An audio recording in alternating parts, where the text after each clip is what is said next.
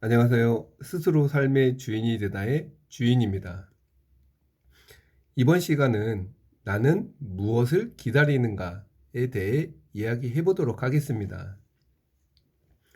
우리는 무언가를 기다립니다. 좋은 대학 가면 행복할 거야. 좋은 직장 가면 행복할 거야.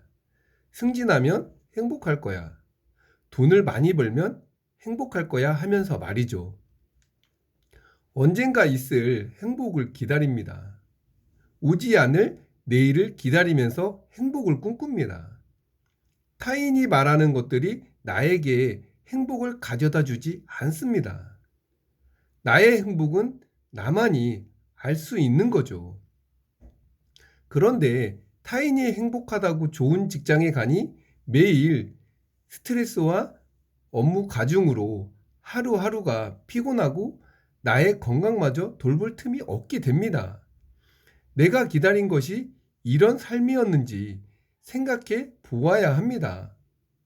오늘이 행복해야 한다는 것이죠. 타인이 말하는 그곳을 기다리는 것이 아니라 내가 바라고 내가 원하는 그 길을 가야 행복하다는 말입니다. 오늘이 불행하다면 생각해 보아야 합니다. 행복한 하루하루를 보내기 위해서 나는 무엇을 원하는지 말입니다. 우리는 여행 가기 전에 기다리고 설레입니다.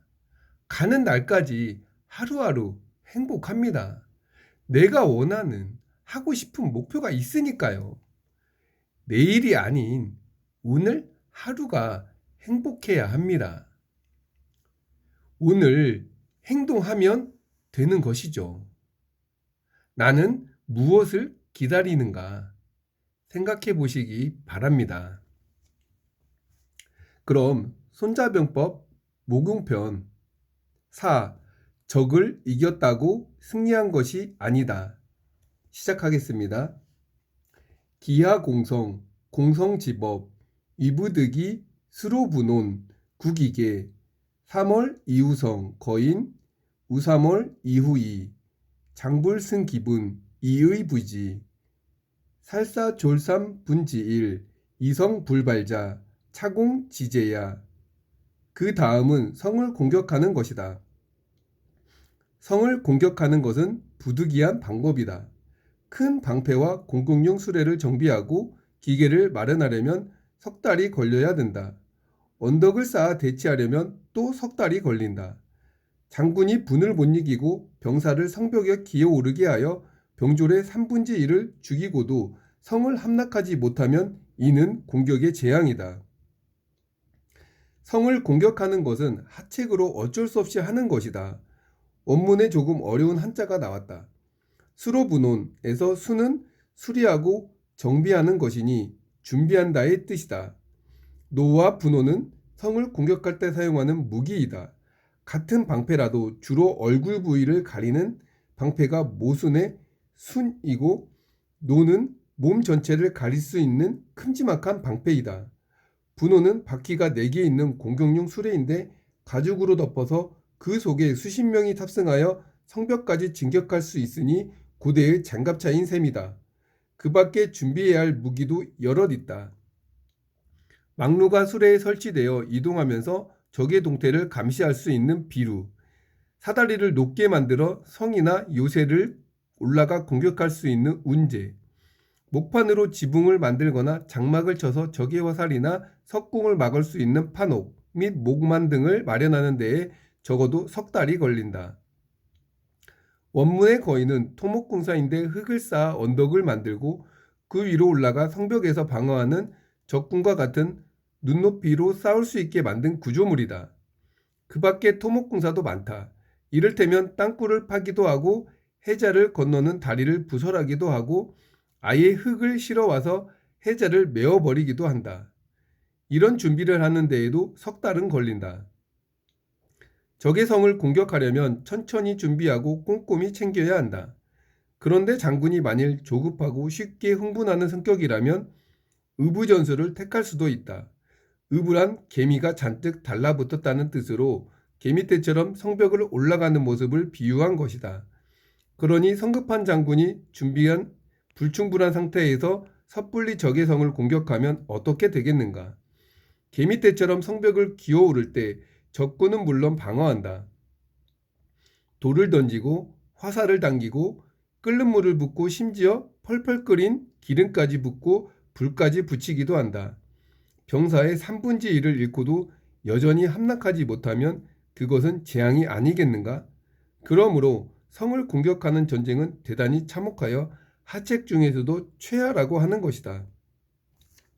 손자병법의 일관된 주장은 우선 패하지 않을 궁리부터 먼저 하라는 것이다. 이어서 적을 이겼다고 하여 그것이 곧 승리가 아니라 적을 이긴 결과 내가 강해졌는지 약해졌는지를 따져야 한다는 것이다. 얻은 것보다 잃는 것이 더 많다거나 아군의 사상자가 많다면 승리를 거두어도 실은 내가 약해진 것이니 승리로 볼 수 없다. 북이의 태무제 탁발도가 우위를 공격했다. 북방의 기마민족 출신들은 호방한 성격인지는 모르겠으나 적의 성을 공격할 때도 대범하게 행동했다. 먼저 사신을 파견하여 성을 지키고 있던 유성의 장군 장직을 찾아가 술을 좀 보내달라고 했다. 장직도 꺼리낌 없이 장정들의 오줌을 항아리에 잔뜩 담아 보냈다. 탁발도가 대노하여 즉각 공격을 명령했다. 사병들이 번갈아 성벽을 오르도록 했고 물러서는 자는 그 자리에서 참수한다고 공언했다. 결과는 어떻게 되었을까? 한 달을 그렇게 공격하자 사병의 절반 이상이 죽었으며 시체는 성벽의 높이만큼 쌓였고 또한 돌격대장 고량왕까지 전사했지만 여전히 함락하지 못했다. 탁발도는 부상병이 영내에 가득하고 역병마저 심해지자 행여 퇴로가 끊길까 두려워 어쩔 수 없이 포위를 뚫고 퇴각했다. 성을 공격하는 것은 이처럼 막대한 피해를 감수해야 한다. 중화민국 초기 부자기는 북경을 평화롭게 접수한 것으로 유명하다. 그러나 부자기가 장군으로서 명성을 얻은 것은 탁주 방어전이며 그로써 그는 방어전의 최고 명장이 되었다. 중국의 북방 군벌 사이에 벌어진 내전에서 장장님이 이끄는 봉군이 승리했다.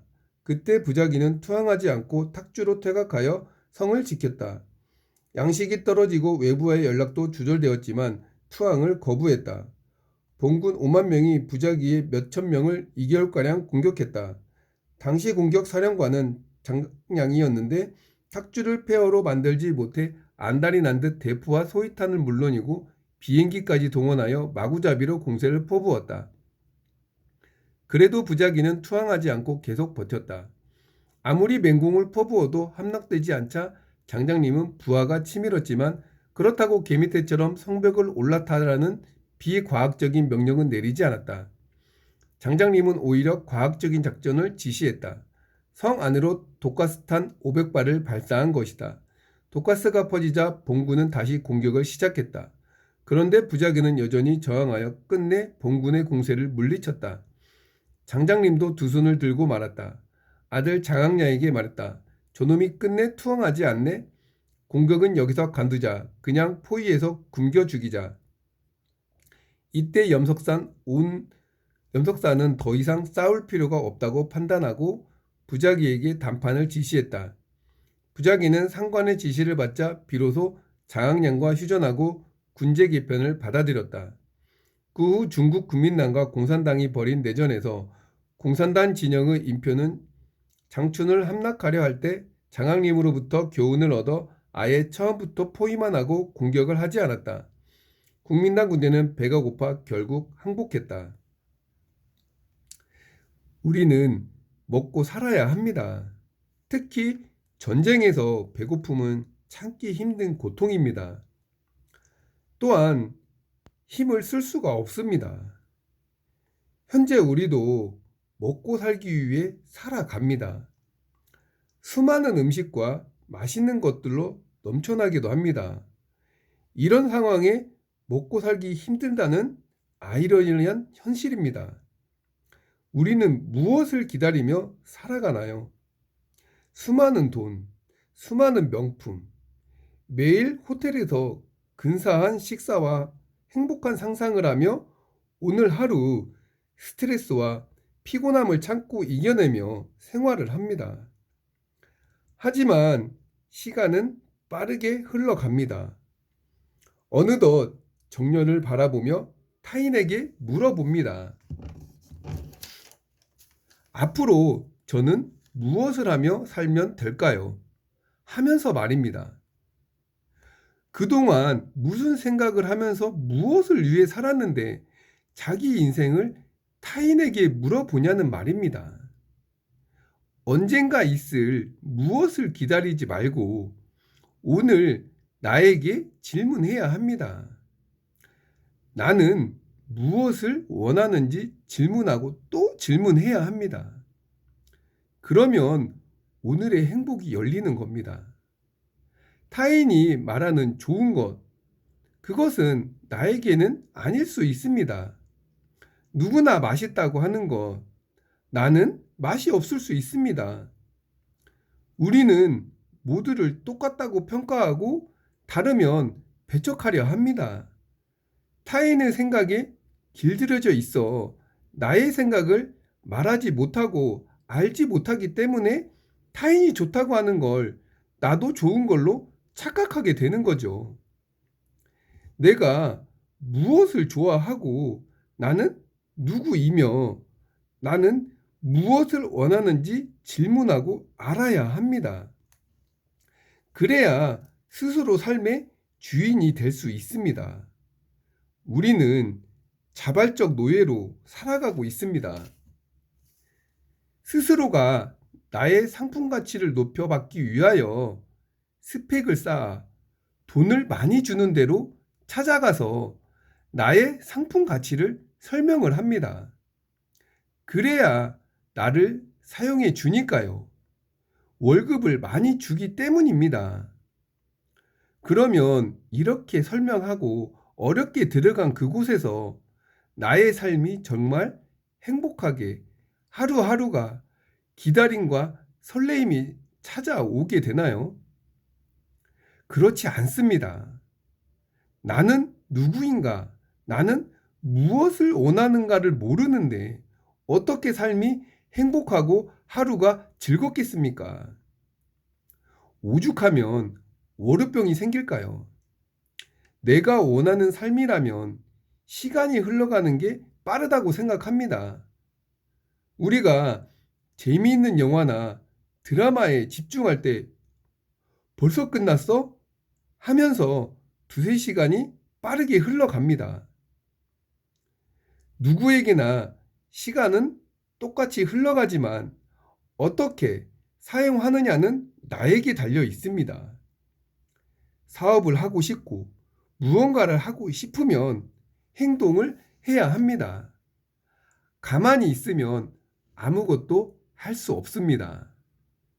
행동하고 움직인 사람이 성공하고 세상을 변화시킵니다. 오늘 나는 무엇을 기다리는지 생각해 보시기 바랍니다. 그럼 저는 다음 시간에 뵙겠습니다. 감사합니다.